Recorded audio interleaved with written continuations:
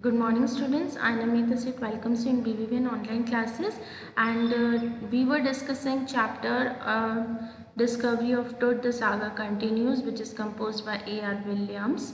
And then we have read about the mummy of Tut, that is the richest and the royal mummy ever found. So that was first found by Howard Carter in 1922. And who was Howard Carter? He was a British archaeologist, okay, who founded the Toots tomb in 1922. And after him, Zahi Hawass was the Egypt Supreme Council Antiquities. He was the Secretary General of Supreme Council of Antiquities, and after that he found that tomb, and he took the body or took the mummy for CT scan. Okay. After months of careful recording, the pharaoh's funerary treasures. So after months of carefully recordings, काफ़ी recordings के बाद में जो फेरोज हैं यानी कि जो king थे इजिप्ट के किंग, उनके funerary treasures यानी आफ्टर डेथ, जो कि मतलब जब डेथ हो जाती है उसके बाद में जितने भी सेरेमनीज की जाती हैं, डेथ सेरेमनीज, तो उसमें काफ़ी खजाने उनको दिखाई दिए। Carter began investigating his 3 nested coffins. अब जो टुट का जो कॉफिन था जिसमें उसकी बॉडी रखी हुई है वो 3 परतों में डिवाइडेड था। ओपनिंग द फर्स्ट, जब उसका पहले उसका ढक्कन खोला गया, लिड जब खोलते हैं हम कॉफिन का, तो जब सबसे पहले उसका कॉफिन का लिड खोला गया, he found a shroud adorned with garlands of willow and olive leaves with celery lotus petals and cornflowers, the faded evidence of a burial in March or April. So जब पहले उसका lid खोला गया coffin का, वो भी किसका बना हुआ था? गोल्ड का। ठीक है, तो जैसे उन्होंने खोला एक श्राउड। श्राउड क्या होता है? It is a sheet through which the body is covered, या तो इसे कफन कह लीजिए या कुछ भी, एक शीट होती है जिससे बॉडी को कवर किया जाता है। तो उसके ऊपर जो श्राउड था, जो कवरिंग थी, उसके ऊपर काफ़ी डिफरेंट डिफरेंट लीव्स और पैटल्स, काफ़ी फ्लावर्स, ये सब चीज़ें मिली। तो जिस टाइप के उस समय फ्लावर्स और लीव्स मिली, तो ये माना जाता है कि मे बी उस समय जब उनकी बॉडी को दफनाया गया था, at the time of his burial, the month might be March और अप्रैल, बिकॉज उसी समय में मार्च और अप्रैल टाइम में ही ऐसे फ्लावर्स, ऐसी लीव्स पाई जाती हैं। तो जब उसकी बॉडी के श्रॉड के ऊपर ये सारी लीव्स और ये पैटल्स दिखाई दी, तो उन्होंने अंदाज़ा लगाया कि ये मार्च अप्रैल का सीज़न होगा, बिकॉज इसी सीज़न में ये सारी पैटल्स एंड लीव्स पाई जाती हैं। When he finally reached the mummy, though he ran into trouble, the ritual reasons had hardened, cementing Tut to the bottom of a solid gold coffin. So eventually जब वो पूरे उस mummy के पास पहुंचा, है ना, 3 ईयर्स पहले तो उसका गोल्ड कॉफिन का लिड था, उसके बाद में पेटल्स थी, फिर काफ़ी वैसे तो है ना उसके एसेसरीज थी, है ना, जो उसकी मतलब रिंग्स हैं, बहुत टो रिंग्स हैं, और काफ़ी एसेसरी, गोल्ड की एसेसरीज मिली थी। और उसके बाद में जब फाइनली उसकी बॉडी थी, वहाँ पर वो बॉडी नीचे किसी, क्योंकि जो मम्मी है उसको प्रिजर्व करने के लिए एक सॉल्यूशन टाइप लगाया जाता है, एक रेजिन लगाया जाता है, एक लिक्विड सॉल्यूशन होता है।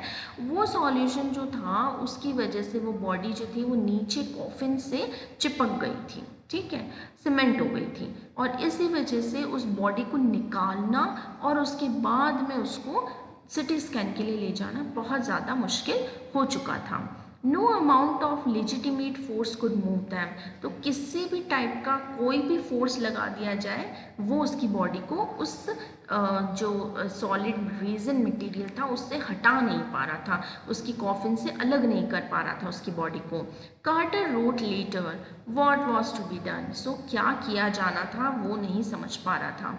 The sun can beat down like a hammer this far south in Egypt, and Carter tried to use it to loosen the reason.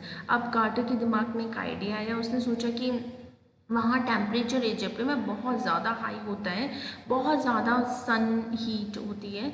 तो उस समय जो सन था वो बहुत ज़्यादा क्या था, बहुत ज़्यादा गर्म था, बहुत ज़्यादा हीट थी वहाँ पे।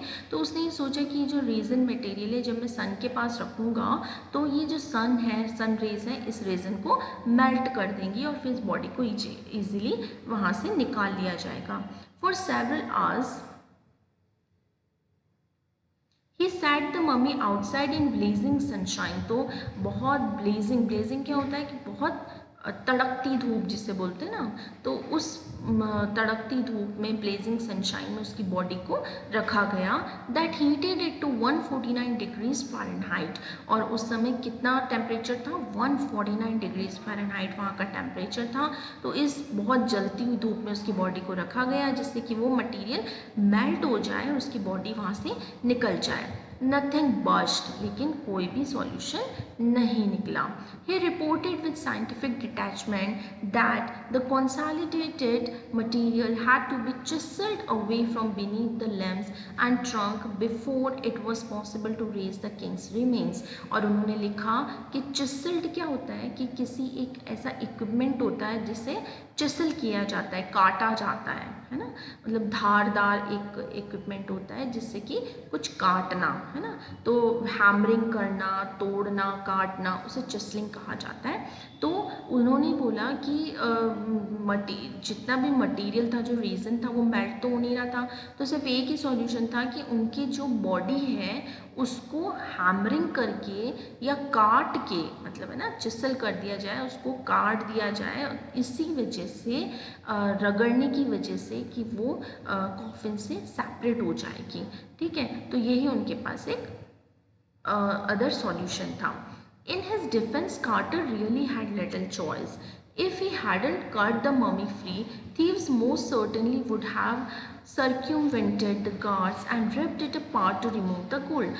अगर वो ये डिसीजन नहीं लेता कट करने का तो क्या होता, माइट भी वो इतना गोल्ड कॉफिन था, उसके अंदर इतनी गोल्ड एसेसरीज थी, तो थीव्स उसकी बॉडी को और ज़्यादा डिस्टर्ब कर देते। बिकॉज 3300 साल पुरानी मम्मी जो है, ऑब्वियसली उसकी क्या कंडीशन होगी, और एक तरफ उसे काट रहा है तो ऑब्वियसली उसने सारी बॉडी को क्या करा, डिस्ट्रॉय सा कर दिया, सारे लिम्ब्स को, सारी रिब्स को डिस्ट्रॉय सा कर दिया था।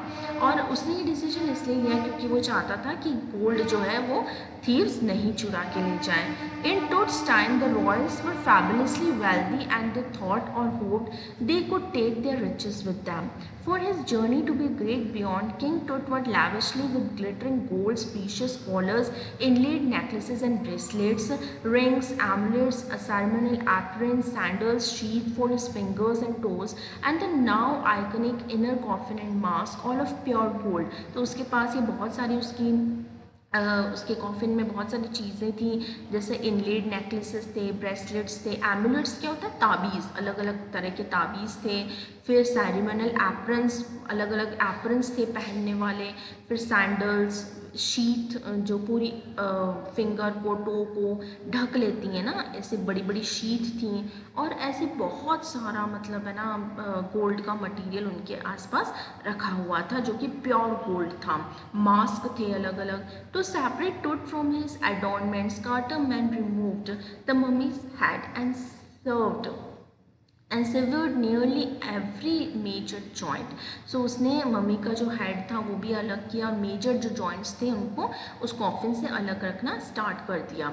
Once they had finished, they reassembled the remains on a layer of sand in a wooden box। फिर क्या हुआ, जब उन्होंने काट के उनकी जो सारी मतलब लिम्स थे वो अलग कर लिए, काफ़ी चोट भी लगी, टूट भी गए काफ़ी, तो फिर उन्होंने एक वुडन बॉक्स लिया, उसके अंदर सैंड रख दी और फिर उसको अच्छे से जमाना वहाँ पे स्टार्ट कर दिया उनके लिम्स को with padding that conceal the damage. और फिर जितने भी डैमेज हो चुके थे इनके लिम्स में उनको उन्होंने कंसील करना स्टार्ट कर दिया, यानी कि उनको रिपेयर करना स्टार्ट कर दिया। द बेड वेयर टुट नाउ रेस्ट, और उसका एक बेड बना दिया, वुड का बेड था, उस पर सैंड रख दी, फिर उसकी बॉडी को उस पर जमा के कंसील कर दिया, हील आउट कर दिया, जिससे उसकी बॉडी के डैमेजेस रिपेयर हो जाएं। Archaeology had changed substantially in the intervening decades। graves, focusing less on treasure and more on fascinating details of life and intriguing mysteries of death. अब ये जो आर्कियोलॉजी है यानी जो खुदाई का काम करते हैं, ये लोग मतलब काफ़ी सालों से अब उसके ट्रेजर की तरफ यानी ख़जाना जो था उसकी तरफ ज़्यादा ध्यान नहीं दे रहे हैं, बल्कि उनका किस तरफ ज़्यादा ध्यान जा रहा है, they were more and more attractive towards the mystery of the death, यानी क्या मिस्ट्री है उसकी डेथ की वो जानने में वो ज़्यादा इंटरेस्टेड थे. It also uses more sophisticated tools, और वो अलग अलग टूल्स भी यूज़ कर रहे थे जिससे कि उनकी बॉडी को अच्छे से सिटी स्कैन के लिए ले जाया जा सके, including medical technology. In 1968, more than 40 years after Carter's discovery, an anatomy professor x-rayed the mummy and revealed a startling fact beneath the resin that cakes his chest. His breastbone and front ribs are missing. 1968 में जब quarter ने discovery की थी उसके 40 years के बाद में एक जो एनाटॉमी प्रोफेसर था, एनाटॉमी क्या होता है, जो पूरी बॉडी को स्टडी करते हैं, है ना. उसने जब मम्मी को एक्सरे किया तो उन्होंने देखा कि उसके काफ़ी चेस्ट के, काफ़ी ब्रेस्ट बोन के पार्ट्स, रिब्स के पास वो काफ़ी मिसिंग हैं जो कि रेजन से चिपके रह चुके थे. जब उसने कार्टर ने काटी, वो सारी चीज़ें कट करी थी तो वो काफ़ी चीज़ें डैमेज हो चुकी और काफ़ी चिपकी हुई वहीं रह चुकी थी उसके कॉफिन में. तो ये सारी चीज़ों की वजह से जब मम्मी का एक्सरे किया गया तो काफ़ी ऐसा पाया गया कि काफ़ी जो पार्ट्स हैं वो मिसिंग थे. ठीक है, so till this is it and will continue the next part of the chapter in the next video. Till than happy learning.